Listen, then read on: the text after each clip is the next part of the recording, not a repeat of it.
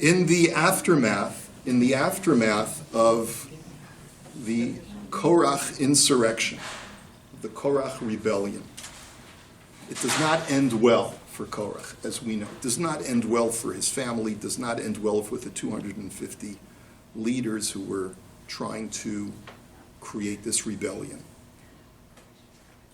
What happens in the aftermath is that HaKadosh Baruch Hu has to sort of reinforce the role of the Kohanim and the Leviim.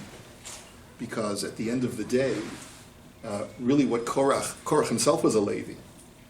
And what he was arguing is that Ki chol ha'ida kulam kedoshim. Everyone's holy. What do you need special designated holy people? You don't need it. We're all holy. We can all take care of ourselves. Everyone is special. And you know that famous line from one of the most important movies of all time, The Incredibles, right? When everyone is special, finish the line, no one is. When everyone is special, no one is. Did you ever hear that line before? Yeah? So, Korach says, everyone is special. Everyone is special. Everyone is holy. So what do you need Kohanim for? What do you need Leviim for? Hashem reinforces the message, and then he says in one of the psukim, Kol terumos hakodoshim. All of the tithes that are taken from holy foods, meaning that when you grow produce, when you bake or are preparing to bake challah, or you're taking other kinds of agricultural or animal tithes, asher yarimu v'nei Yisrael Hashem, that the Jewish people will give as gifts to the Lord, nasati lecha ulevanecha v'livnosecha itecha lechok olam.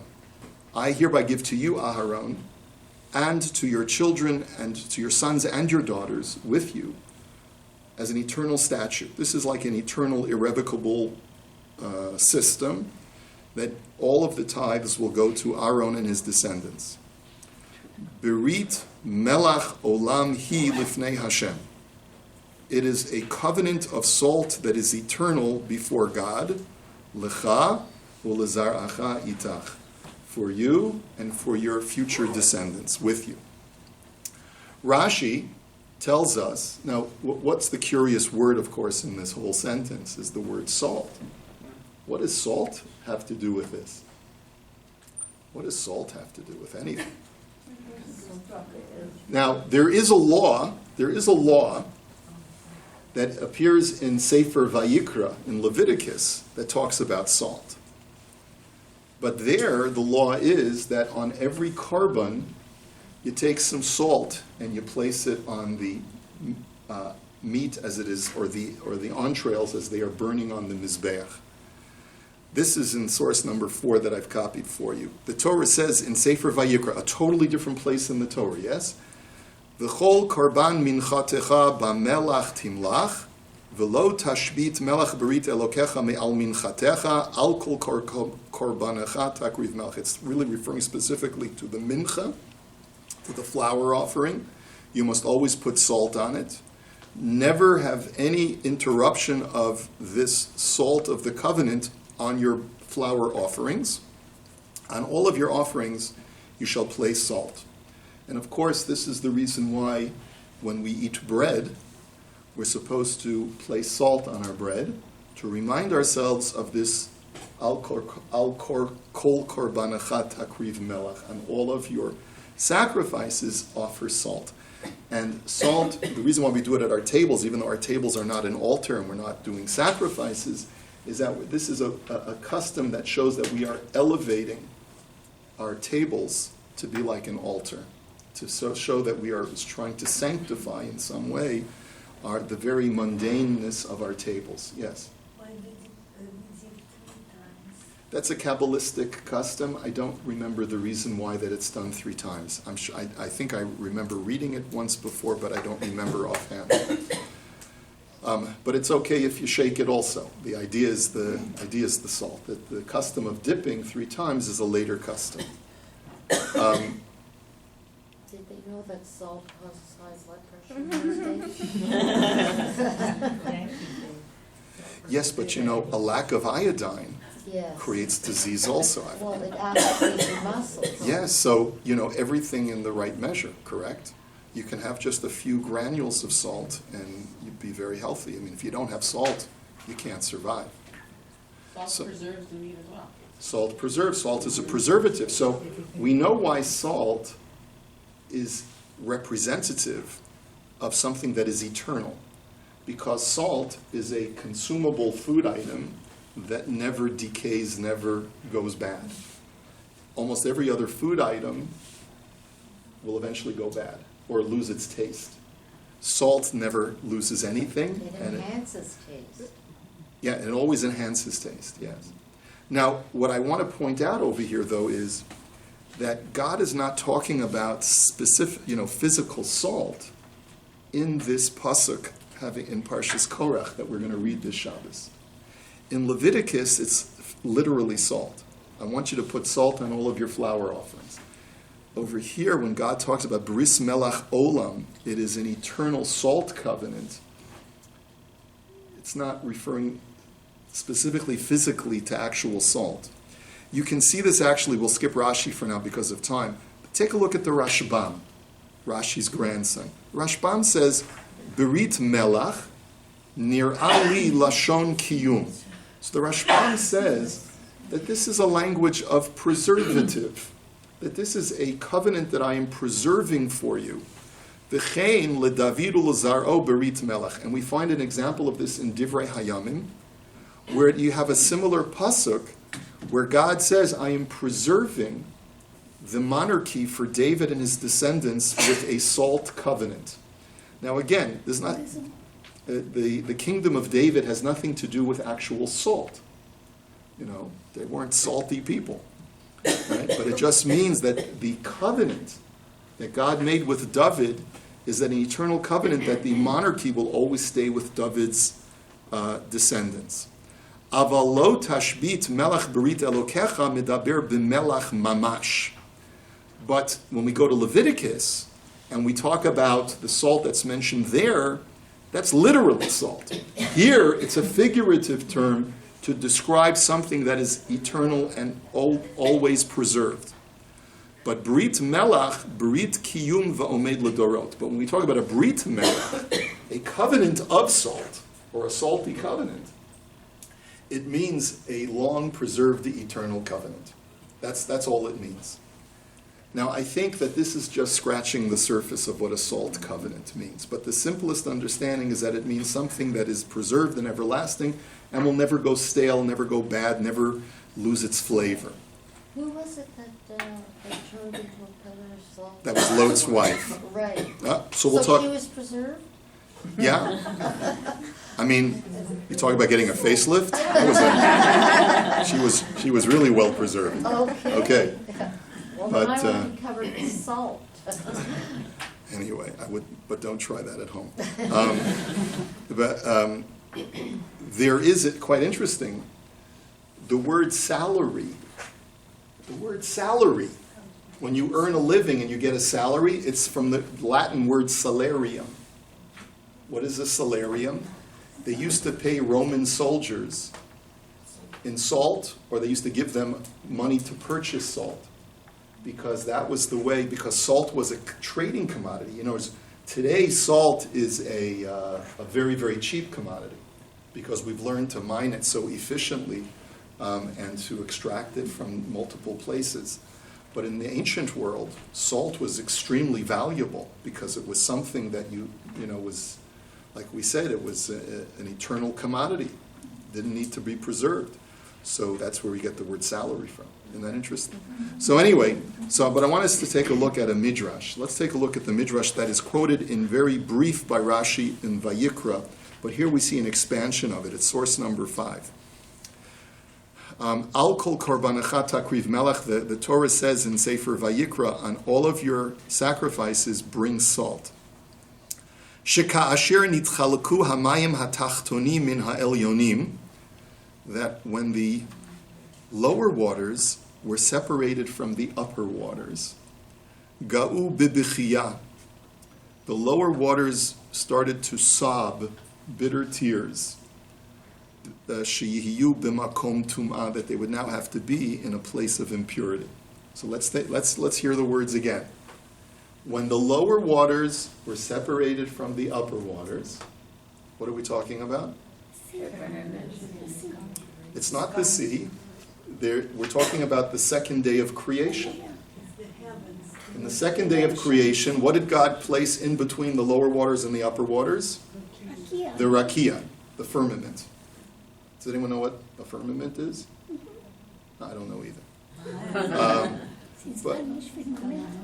What? Same word in Spanish, firmamento. Firmamento, a firmament. Yeah, firmamento. See, firmamento. But what is a firmament? I don't know. I remember hearing him with my own ears. I was sitting right in front of him. Reb Simcha Wasserman, Zecher Tzaddik V'Kadosh Livracha. He says there are certain times when you read Rashi. He was talking about Rashi. Rashi is like a vitamin. He gives you the information that you need, and sometimes you don't even know how the vitamin is interacting with your body, but it's information that we need to have. So what a firmament is, and what the upper waters are, what the lower waters are, it's very esoteric. I wrote an article a few years ago that maybe it's referring to the separation between matter and energy and using the Higgs boson particle. I don't know, maybe that's what it's referring to. I have no idea. But there is this description of the upper waters being separated from the lower waters. And the lower water, which is now depicted in this midrash as all earthly water, water that exists on the physical plane, starts to cry bitterly because now it's been consigned to be separated from the upper water and to live in or to exist in a place of impurity. Amar lahem HaKadosh Baruch Hu. So HaKadosh Baruch Hu says, Shitku, be silent. Va'ani atzaveh alechem nisuch hamayim. Don't worry, I'll give you a role that you can play in a holy way by allowing you to have your waters poured over the Mizbeach on Sukkot, when we do nisuch hamayim, when we do a water libation. You're familiar with the water libation on Sukkot? That in the temple, every day of the year they would pour wine on the altar. On Sukkot they would pour water on the altar, sort of a way of a stimulus to ask Hashem for rain. So, v'lo nitpaisu, ki einam ki im pam echat bashana. But the lower waters said, not enough. Not enough. This is not going to appease me because you pour once a year. That's going to be my consolation. That once a year, I get to be featured as the star of the show on the Mizbeach. I'm a headliner. How is that? In other words, the water is essentially saying, how does that console me for the other 364 days out of the year where I'm consigned to impurity and I'm so mundane and ordinary? How does that appease me? So, v'karat lahem HaKadosh Baruch Hu berit sheyimlichu hakorbanot. So therefore God said, okay, I'll give you another consolation.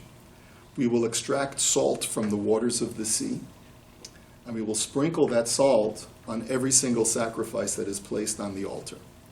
Shenemar al kol korbanecha takriv melach velo tashbit melach.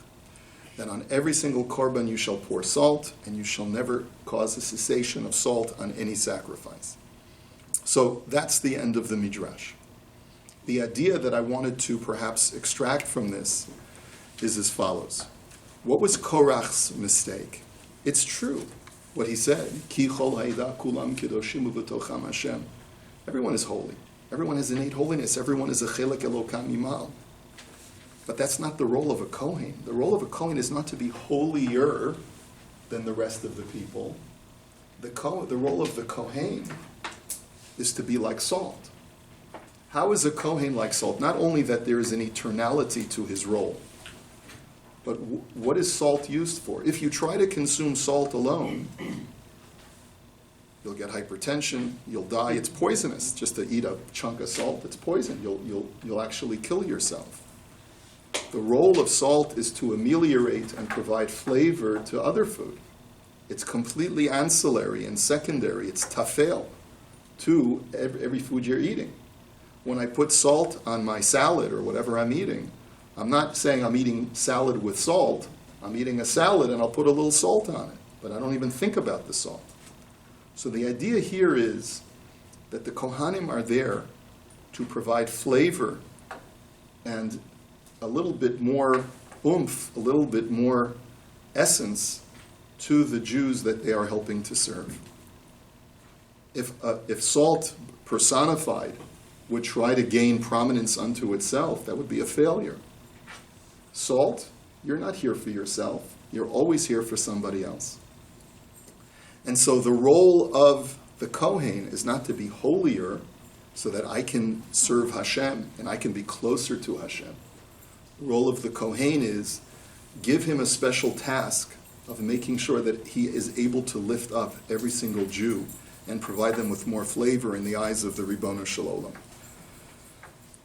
So the error that Korach made is, I as a Kohen, I represent the salt of the lower waters. The lower waters are trying to reconnect with the upper waters. My role is, just like we talked about with the angels before, my role is to provide proper guidance and tutelage and assistance to a Jew, so that if a Jew feels that they are disenfranchised from the higher waters of the heavens, I can reconnect them.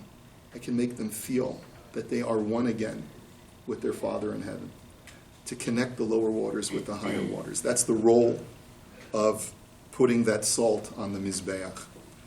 But if I view my role as the essential center of that equation, so then you've lost the whole meaning of what it means to be salt and what it means to be a Kohen.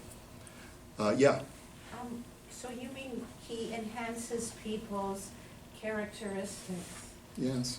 I was going to say, does he also neutralize them if they're stronger in one direction or another? Yeah. Okay. Yeah, sometimes the role of the Kohen is to calm people down.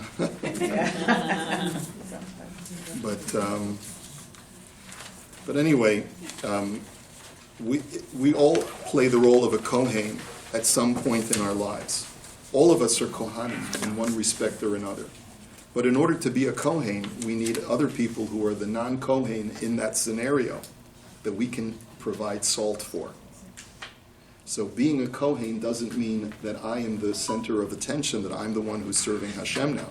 Being a Kohen means that I can assist you and you and you in whatever you want to try and achieve as your goals. I can be the salt for your entree, that whatever I can do to help you achieve that goal, and we have to sort of look for those opportunities so that we can all be Kohanim at some point in our lives. Okay? When you get on the Dina and you bless us, is that what you feel? You're a Kohen, right? Yeah. To do the Birkat Kohanim is exactly that. It's to try and act as a conduit to allow the blessing that Hashem has for everyone in the audience, to let that blessing attach to them. So we should be looking at you, right? You're supposed to be facing the Kohanim. Facing, But you're supposed to have your head down. right. I'm glad you raised that. A lot of people make the error. I know, a lot of people look away. I learned that you're supposed to face. The Gemara actually says that if you turn your back to the Kohanim while they're duchening, you do not receive their blessing. It's explicit in the Gemara. It's a big misconception that people have, that they turn their back to the Kohanim. Okay, thank you for raising that. Have a good day.